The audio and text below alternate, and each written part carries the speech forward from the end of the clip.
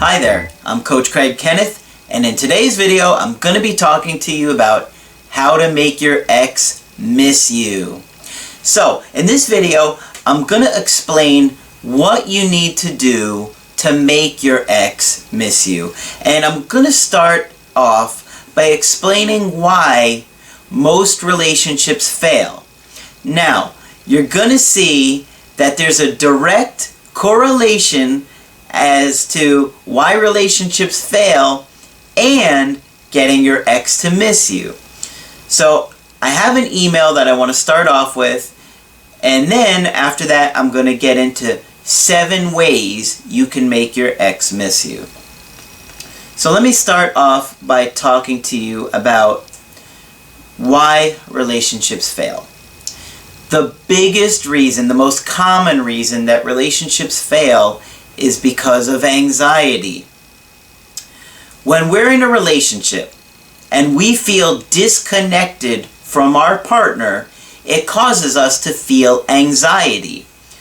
Now, when we get anxious, we start to do things like criticize our partner, crying, withdrawing, lashing out, getting angry, trying to manipulate our partner. We do all kinds of irrational behaviors, and we lose emotional self-control because of the anxiety. Essentially, the reason that we're doing that is because we're trying to pull our partner close to us, and we don't know how to do it. So that's why we're doing all those things. The lashing out, the criticizing, the withdrawing. It's an effort to try and connect with them again. So, what does this have to do with breakups? Actually, it's really important. When someone breaks up with us, and you didn't want that relationship to end, most likely you want the person to miss you. You want them to think about you. You want them to regret that decision. And what happens?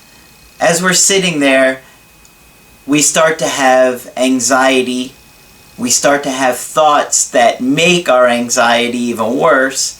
They're going to find somebody else. They're going to move on. They're never going to want us again. And maybe they're dating somebody else already. And now you're feeling alone, essentially. You're going to start to have racing thoughts and incredible and intense pain. That heartbreak, right? That separation anxiety actually causes us physical pain. We're going to be going through tons of different emotions. And like I said, that anxiety is going to start to mess with your head, and you're going to start to get all kinds of irrational thoughts. You're not going to be able to think straight. That's what happens when we get anxiety. It almost puts us in a fog, right? And you're just in this fog-like state where you can't really think clearly, and it seems like our ex is the lighthouse through that thick fog. So, when this happens, we start to do things out of fear. And when you do things out of fear, it's always gonna cause you to do something that's unattractive, like begging, crying, blowing up their phone, stalking them, trying to talk to their friends and family about the situation, trying to convince them to give you another chance. One that I always had a really hard problem with during my breakup was trying to have the conversation. You know what I'm talking about, where you're trying to talk to your ex about the situation, tell them how much you love them, tell them how much you care about them, and how much you want it to work out. That doesn't work. It doesn't work. It's counterintuitive because they're already feeling trapped by the relationship for whatever reason. Probably because of all the things that you did, all the anxiety-provoked behaviors that you did, that you were trying to cling to them, so they just kept pushing you away. I always thought that if I could just talk to them, if we could just talk about it, and explain to them how much I love them and care about them, that they're going to see how wonderful that is and how loved they feel, and it doesn't work. It simply just, that isn't what causes attraction. And none of those behaviors are attractive. So, believe it or not, the answer is simple. Unfortunately, it's the hardest thing to do and the last thing you want to hear. The best way and the most critical way to making your ex miss you is to stop contacting them completely. 100%. The quickest way to get someone's attention is to remove yours. That's just the reality of it. People have a way of knowing that someone has just lost interest in them, especially women. I don't know. It's like they feel a disturbance in the force, and the minute a guy loses interest in them, it completely changes what they've been thinking and feeling. I'm telling you, I don't know what it is, but even if they had been thinking for weeks, oh, I don't want him, I'm glad I haven't heard from him, I don't want anything to do with him, for whatever reason, the minute that they know you've lost interest, their interest level just shoots up. So, I have an email here from a guy who has a lot of anxiety. And then he loses emotional self-control. I'm going to explain why that happens.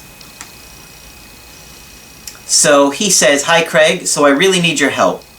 My girlfriend of 8 months just broke up with me about 3 weeks ago.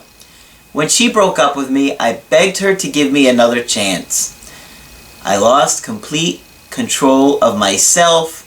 I didn't know what happened to me, but it was the worst pain of my life." I think we can all relate to that. If you've ever been broken up with, chances are you've had that pain. And a lot of times we feel like we would just do anything to make that pain go away. So she said she would think about it, meaning giving him another chance, and to give her some time and space. I couldn't wait. I called her the next morning as soon as I woke up. She told me she needed more time. I laid in bed most of the day. I thought through every scenario. If I could just get another chance with her, I could make it work. I knew she liked antique shopping, and I found a special antique store. I thought if I could just take her there, it would show her how much I loved her. The more I planned a special day in my mind, the more I thought it would work. Yeah. This is so typical. We're just going through all these different scenarios on how to win them back. And ironically, they don't work, because that's not what causes the reattraction. And, he gets anxious, he's scared, which is very common. I've done something just like this, and I planned a special day with a girl that broke up with me, and I wound up doing the grand gesture instead. I can tell you, it did not go well, guys. Only in a movie or a TV show does going to the girl's house with a boombox above your head get her to want you back. In reality, they're calling the police, they're mocking you to their friends. It's not good. You don't want to do the grand gesture. So what happens here? This is interesting. The anxiety causes us to become self-absorbed, and we focus on what we want, on what we're wanting, not what they're wanting. And you lose the awareness of the world of the other person. This is really important to understand, so I'm going to repeat it one more time. Anxiety causes you to become self-absorbed and focusing on only what you're wanting. So you're focused in on getting them back and what you have to do to get them back, but you're not thinking about what they're wanting because you're losing the awareness to see that and the internal world of the others. This is just one of the things that happens when we have anxiety. So in this particular case, she wanted time and space, but he wanted comfort. He didn't care about what she wanted, so he contacted her the next day.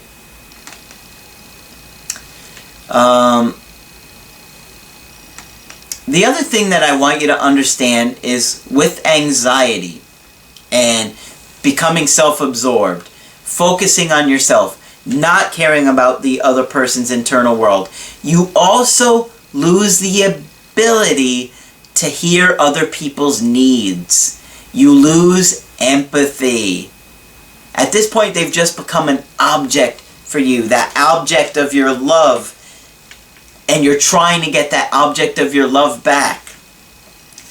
And I'm not going to get into what I mean by the object of your love, because that is the really deep end of the pool. I kind of consider dating and relationships like a pool, a swimming pool. Some of the stuff that I tell you is the surface level stuff. Some of it is like you're in the pool.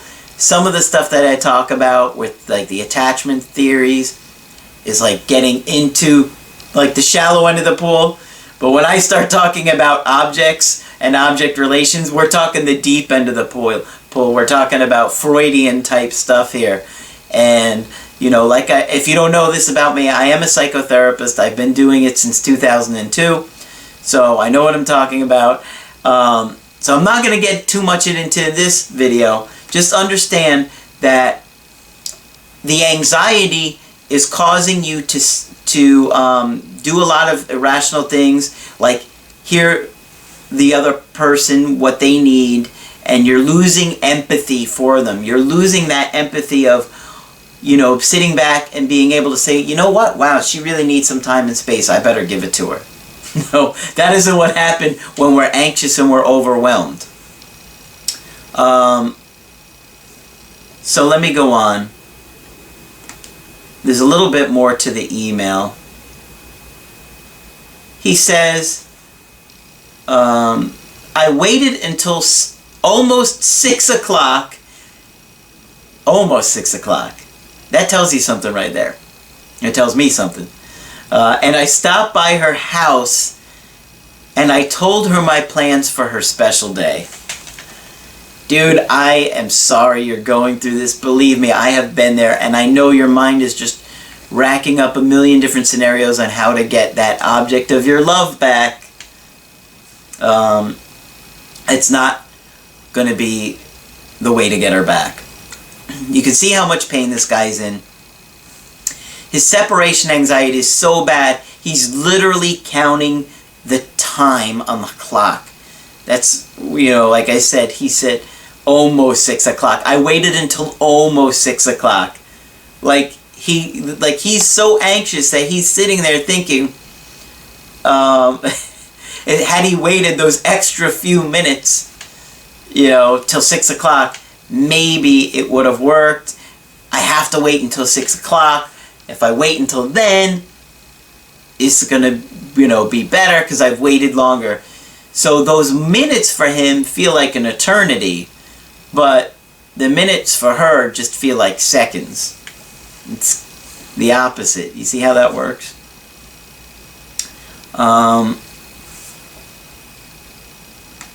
So, a little more with the email. She said, or he says, she got pissed. She said, I told you I needed time to think, and you haven't even given me 1 day. This is your problem. You don't know how to act like a man. Brutal. That is harsh. But she is trying to tell you something. And to me, it shows that she does care on some level because she's trying to help you on some level. You're doing things that turn her off and you keep doing them. Now, you do not want to contact this girl for any reason, okay? I know it's going to be tough, but in order for you to reattract your ex, it has to be her idea. She has to come to you. So now I have 7 pointers to how to make your ex miss you. I think you guys will find these really helpful. The first one is, you have to completely disappear. Don't contact them for any reason. And when I say this, I'm talking about texting, calling, social media, likes on her Facebook page. You have to be completely gone. Why? Because this is going to cause her to have separation anxiety. Remember what I said at the beginning of the video? How there's a direct correlation? This is what I'm talking about. Your ex needs to feel separation anxiety from you, okay? That is going to cause her to think about you. I've talked about this in some of my other videos. I'll bring it up real quick. Anxiety is the root of desire. Think about that. Anxiety is the root of desire. The things that we're anxious about are the things that we desire. So, when she starts, or he, I don't know, it doesn't matter if it's a man or a woman, when your ex starts to feel separation anxiety, it's going to start to plant the seeds of desire to getting you back. Okay. Number 2, you have to work on yourself. You have spent literally your whole life doing the behaviors that you're doing unconsciously. You really need to take this time to grow emotionally, so when they do come back around, and most of the time, if you play your cards right and you do the things that I say, they will revisit the idea of wanting to get back with you. You have to be a different person emotionally, okay? You have to. Otherwise, you're just going to wind up doing the same anxiety-ridden behaviors that push them away to begin with. Start to get your anxiety under control. You have got to spend time really becoming conscious of your attachment style, recognizing what triggers your anxiety, and becoming more aware of how to manage it. Number 3, in time, the negative memories that she had of you will start to fade, and she will start to remember the positive things. That's the way the brain works. Number 4, you have to appear unaffected by the breakup. Go out with your friends, go on dates, post pictures of you going out living your awesome life. She's going to check your social media. She's going to check your Instagram. She's going to check your Facebook, your MySpace. She's going to be stalking you on that level too. Is MySpace even around anymore? She's going to check your social media. Go out, live your life, post pictures of what you're doing in your life. Number 5, a makeover can really help. It gives them a way to physically see that you're different. A new haircut, new outfit, new hobby, doing an interest that you've always wanted, posting pictures about it. Really, you want to take this time to do the things that maybe you hadn't done or you've been thinking about doing. Number 6, do not attempt to change their mind about the breakup. No amount of trying to reason with them or talking about it, talking things through, is going to make them want you again. Number 7, time and space. The hardest but most crucial part about reattracting your ex is giving them time and space. Now, I know you can have tremendous amounts of separation anxiety during this time. Go to my website, askcraig.net, and sign up for the coaching that works best for you. That's why I'm here, guys. I can help you through this really difficult time. I've been a therapist since 2002, and now I'm doing coaching as well. That's how I can help you guys, is with coaching. I can coach you through this. I know the mistakes you're going to make. I can help you. I can help calm your anxiety. One of the ways your brain heals is through talking about things. That's why therapy actually works, is because you're talking about things, and that is the way your brain heals, and it takes some time to do that. Now, I'm going to only do therapy locally in the Orlando area. That's where I live. But the coaching that I will do through the online and the Skyping with you guys is going to help. I promise you guys. Go to my website, askcraig.net, to get the help individually. I have one more point to share with you guys before I end this video. I really think you should probably watch this video several times, and I recommend that you think about your own behavior. I want you to think about how frequently and intensely you did the behaviors that I talked about at the beginning of the video. It's gonna help give you some insight into how anxious you are, because there's a good chance that you've been unconscious and unaware of all the anxiety you've had for years, because in most cases you've had this anxiety since you were like before 2 years old.